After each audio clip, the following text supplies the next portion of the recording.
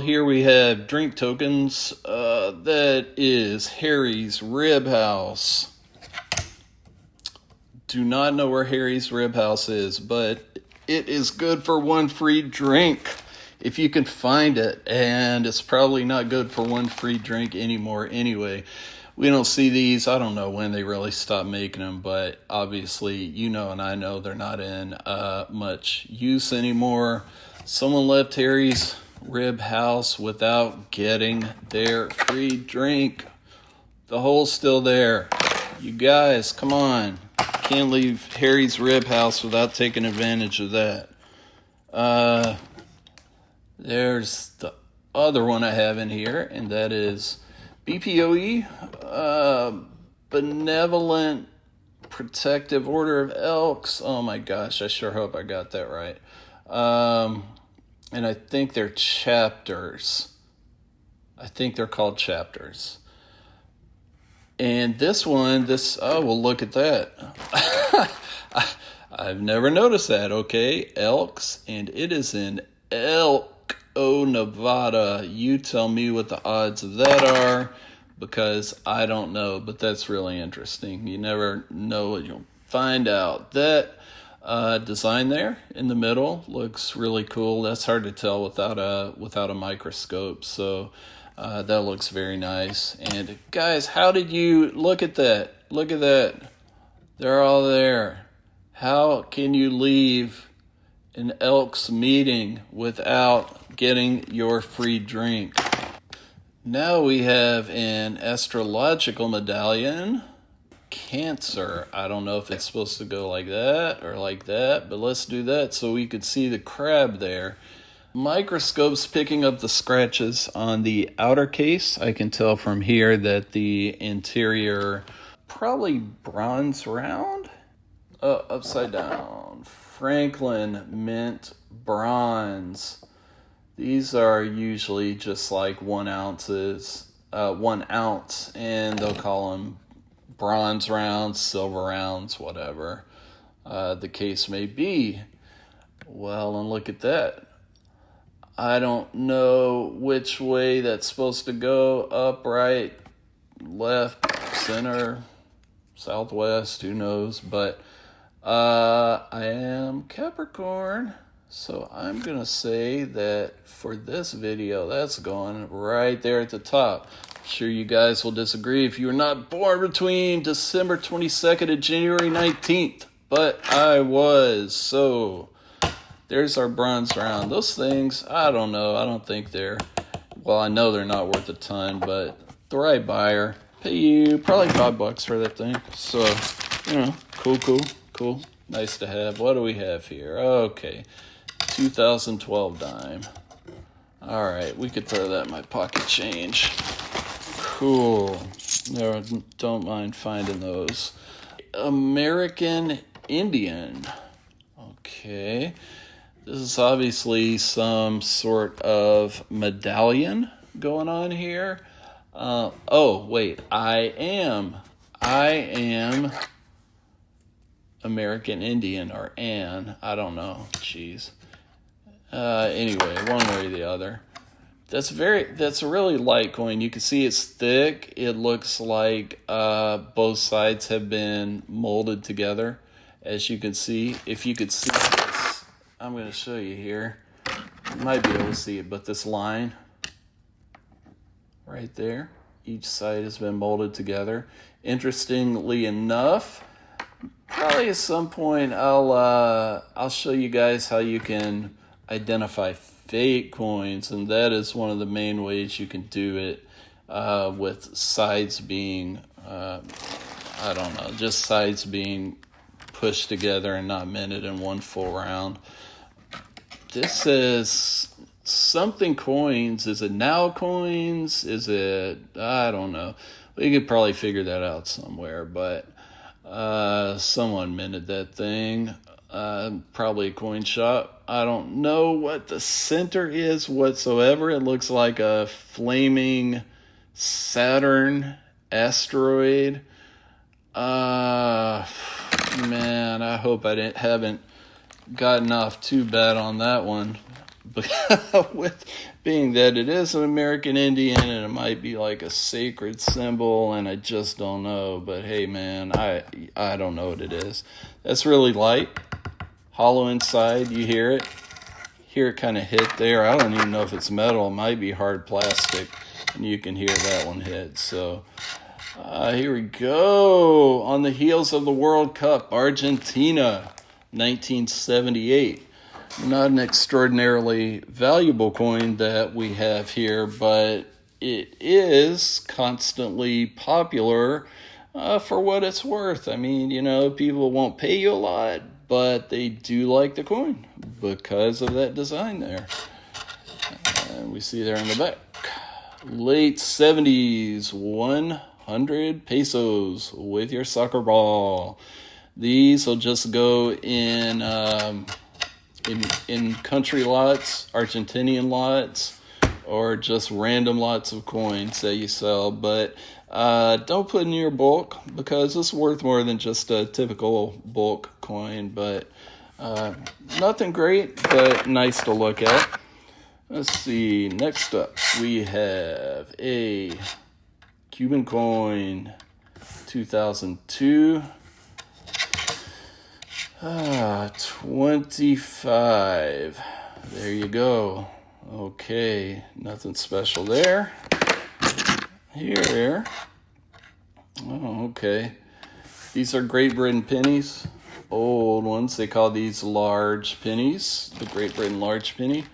1919 looks old. It's 107 years old, but nobody cares because there are probably tens of millions of them out there still, especially in this shape. But that's what they look like. Sweden, 87. That coin's a fairly decent shape, not worth anything. I can't remember if you can still exchange these or not. Europe has gone through some demonetization of particular coins. Certain countries have over the past few years. I don't know, man. I can't remember if you can still exchange it for American dollars or not. But I'll take a look at it before I do anything with that. Here, I got it. Okay. We don't spend much time on that. Just a commemorative FDR coin, 1982. If you've been around, you've seen this one a time or two or three. See the Ronald Reagan one everywhere. There's another Sweden coin. I won't bother with that. Now these, that's not worth anything either, but those are the counterpart to the full penny you just saw, to the 1 penny. So that's the 35. There you go. We'll make that one quick. Here we go. We have a Buffalo nickel. I think that says 28. Let me get a little closer here. A lot of these dates are partially or fully worn. I'm going to go with 28, and it's close enough. I don't think that's a 6. But you can see there, not great detail. The back probably matches. Yes, it does. Mint marks will show up down here. I don't see any, so that is a Philadelphia minted coin, which are typically the most plentiful. Not that it matters anyway for this particular specimen that we have. Now there is a nice coin, Angola, 1975. Now I can't remember. I'll have to look because I cannot remember if this coin was actually minted in 75 or if it is commemorating something in 1975.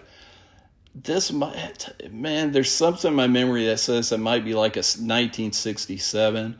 I could be like way off and totally wrong, but that's something I want to check before I sell it.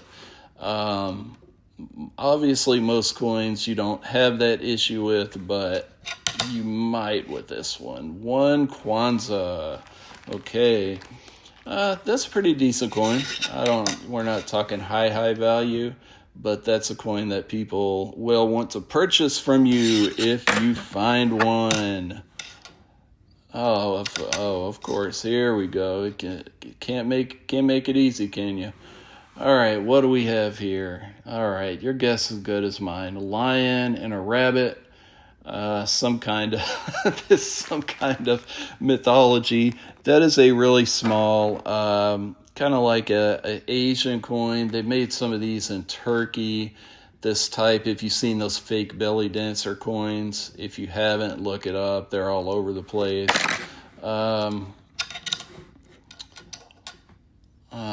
Who knows, man? I don't know what this is. But there's something down there at the bottom. I'm not too interested in looking at it right now. All right, down there, of course. Now that I say that, my curiosity's getting the best of me. So let's take a minute and try and tighten this up and see what that even says. NP76? I don't know. Whatever.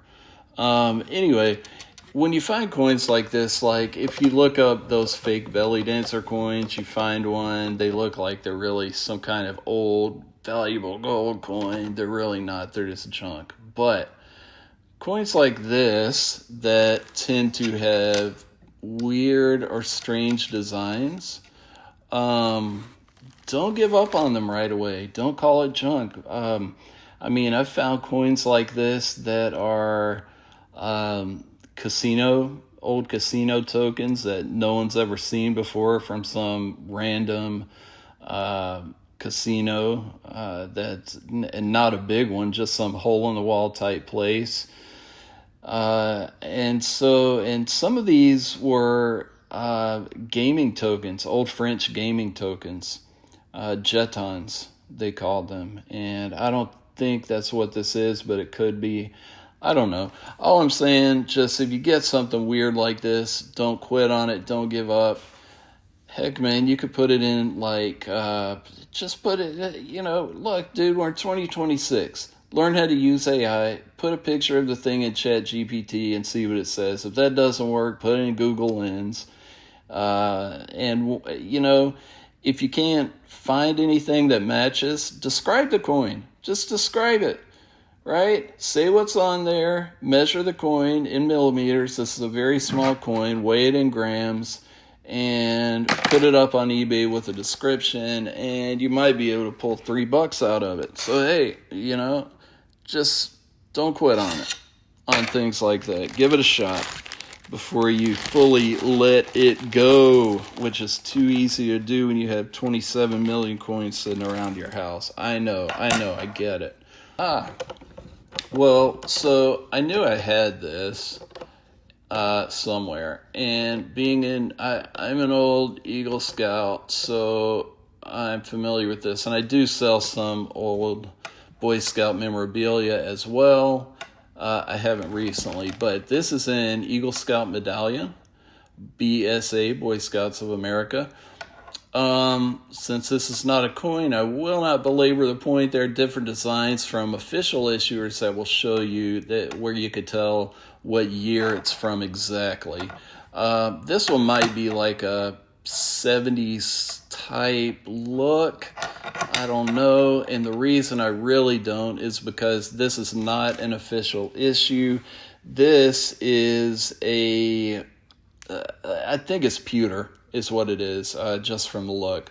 There were shops that would make these medallions for boys whose families might not be able to afford the real sterling silver, which is what most are made in. But who cares what it's made in, man? It's not the silver; it's what it symbolizes. So that's a very nice piece of history. I don't think it's worth much, but sometimes monetary value is beside the point.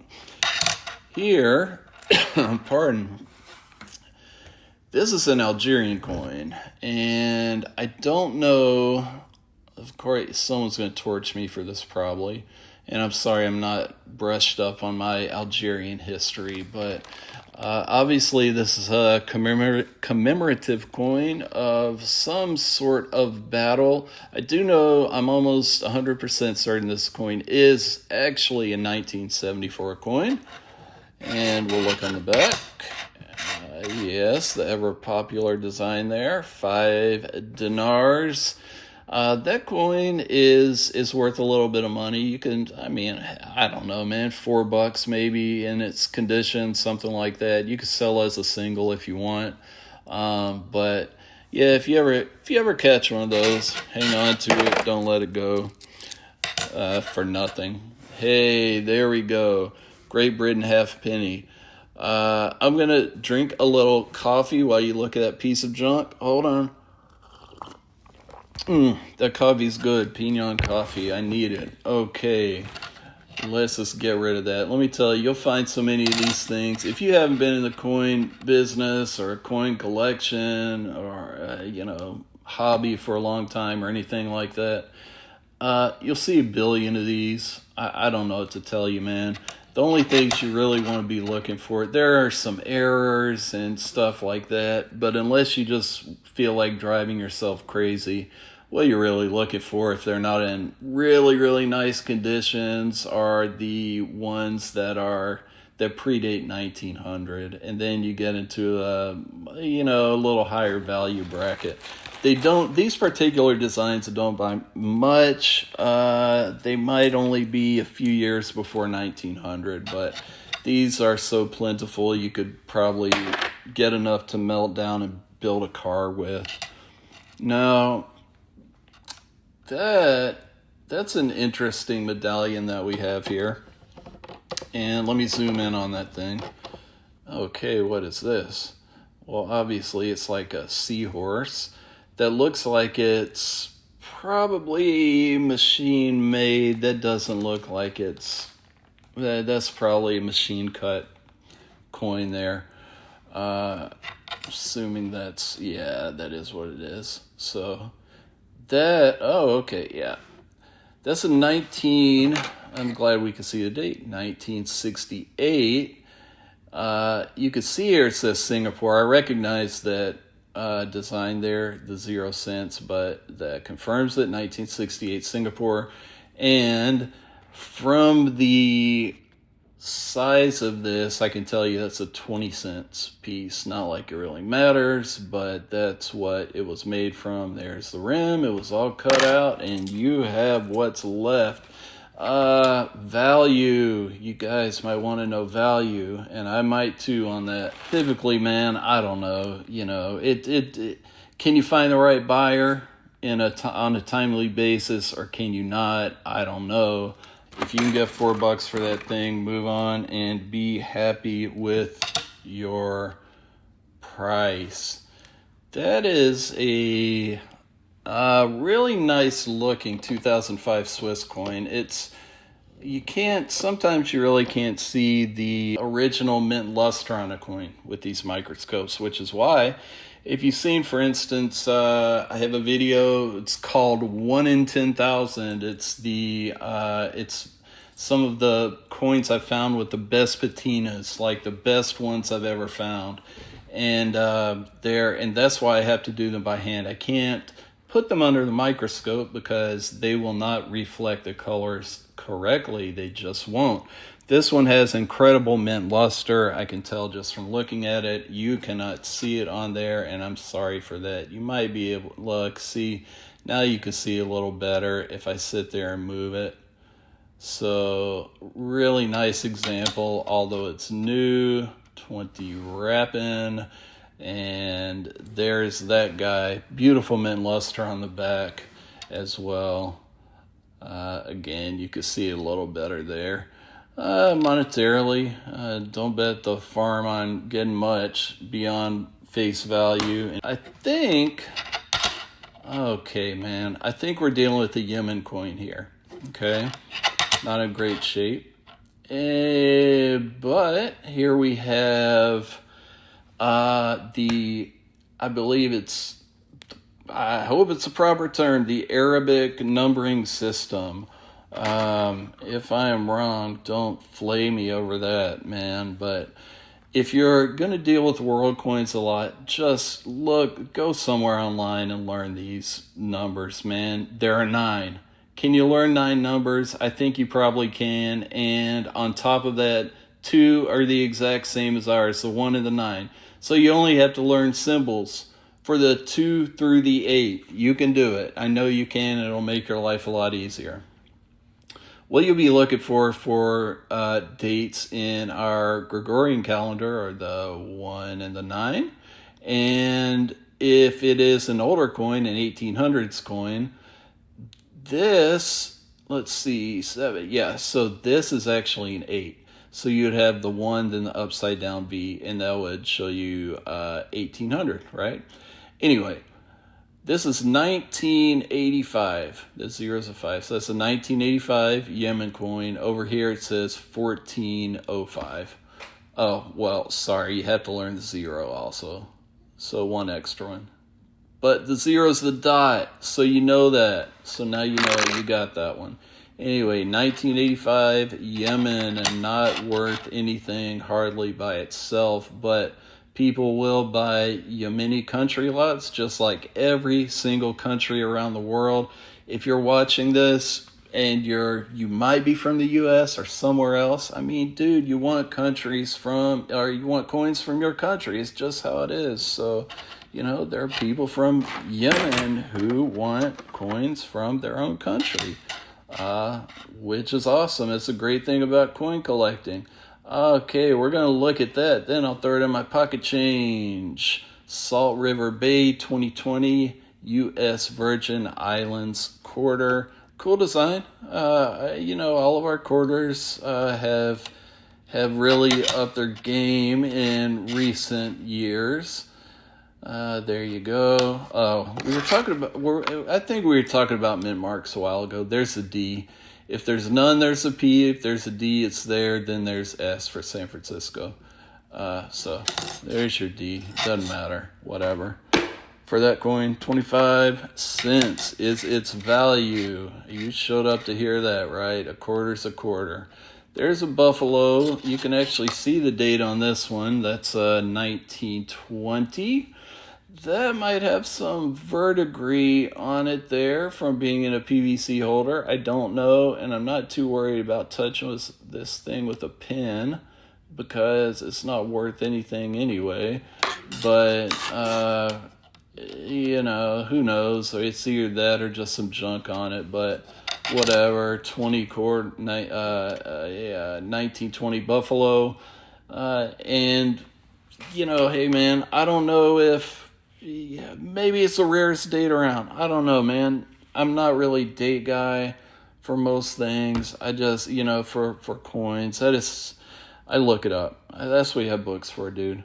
No mint mark on this guy. It would be right there. None for that buffalo. But I'll keep that. It's good to keep, well, there's actually another one. I like keeping the ones and at least looking them up that have dates still. This one has absolutely no date. It has been worn.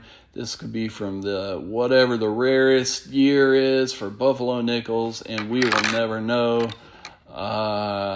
So this is just a piece of metal that has a buffalo on it, and you can get these things without dates for dirt cheap on eBay if for some reason you want 1,000 coins that look just like that. And if you do, I'm not sure why, but who am I to judge? This was a mailbox keychain. Put on your mail keys, and there you see. Oh, perfect. Get it in view there. Drop these keys in any mailbox. Postage guaranteed. These are old. I don't know when they stopped doing this actually, but I called that one before 1950, pre-1950, just my guess. Let's see what we have on the back there. Oh yeah. Yeah. That's in that era or before. The Baron Anderson outer coat. I don't know if you guys have ever had the privilege of owning one, but if you haven't, Don't feel bad because I haven't either. I don't know what it is. But anyway, these things, I mean, it depends. It depends on what they'll sell for. That one's in pretty good shape. It's not too messed up. You know, hey man, off the top of my head, I'll guess it's probably worth somewhere around $5-6. Let's give it that. Okay, just a few more. Malta, 1977. You'll see a lot of these in certain coin lots, 1 cent.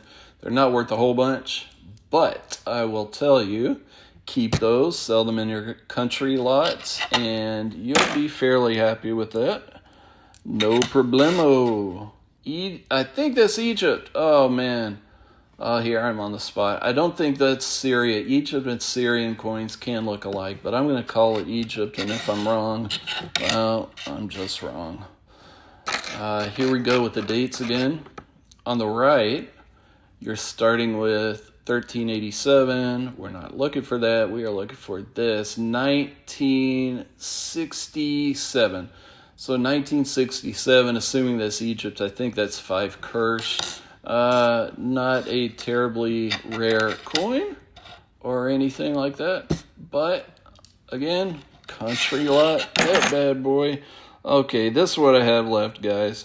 I have 3 American coins, but then I have a coin I'll sell somebody if they want it for cheap. There we go. What is that, a 29? I don't want to waste time looking at that. Oh, look, check it out. There's your mint mark. There's your S. Okay?